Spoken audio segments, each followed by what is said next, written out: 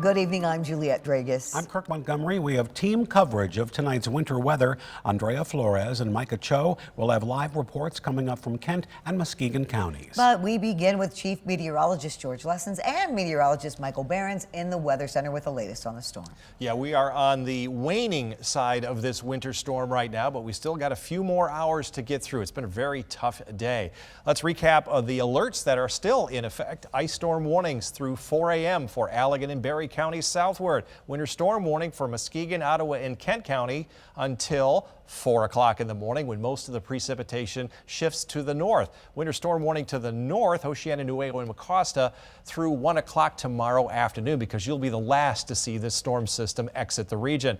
Oil City up in Isabella County, 6 inches of snow so far reported to the National Weather Service, 2.3 inches of snow in Fremont. A lot of sleet, 1 to 1.5 inches of sleet here in Kent County, and freezing rain off to the south. Some areas seeing quite a bit. Winds are now gusting to almost 40 miles per hour out at the airport, so that's not helping the power outages here in West Michigan. Still quite a bit of precipitation on the radar. Sleet and freezing rain here in the Grand Rapids area. Snow to the north, a little bit of light rain further to the south with that northeast wind continuing. Those will shift to the southwest later on tomorrow. Look at the precipitation around I-94. Inch and a tenth in Kalamazoo. A lot of that freezing rain, 0.86 in Battle Creek. Temperatures are at or below freezing in most areas except along I-94. Temperature sensor there over in Holland's not reading correctly.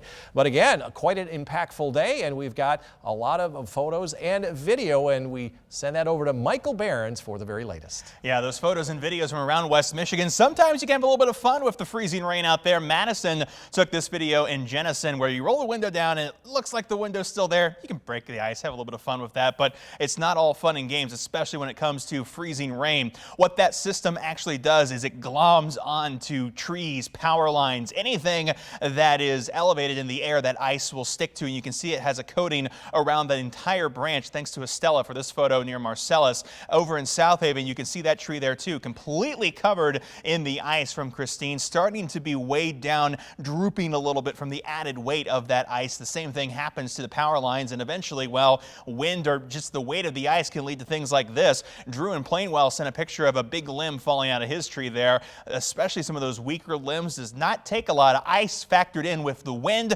to drop those, and if they fall on a power line, it could of course lead to power outages. Now, when it comes to the weather we've seen in West Michigan, some people have not seen any ice. It's been snow. Chris up in Hart sent this picture there, little one out there clearing some of that snow. They've had reports up north, several spots that have gone above 5 inches, but others have not seen accumulating snowfall either. They've seen something kind of a mix between the freezing rain and the snow. This picture here from Kathy in Jenison, this looks like snow, but it's actually sleet. Couple inches of sleet accumulating out there. There's a close-up photo of it. It's just all of the ice balls that have come down with this system. Sleet, freezing rain, snow, all still continuing at this hour. We're going to see those impacts continuing through tonight. So if you take any photos tonight or tomorrow morning, be sure to send them to us here at 13 on your side. You can also text them to us as well. Thank you, Michael.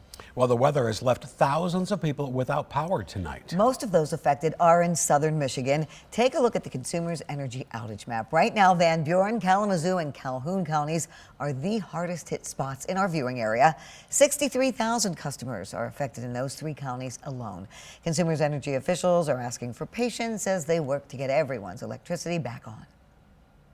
When the wind blows, those gusts can be challenging.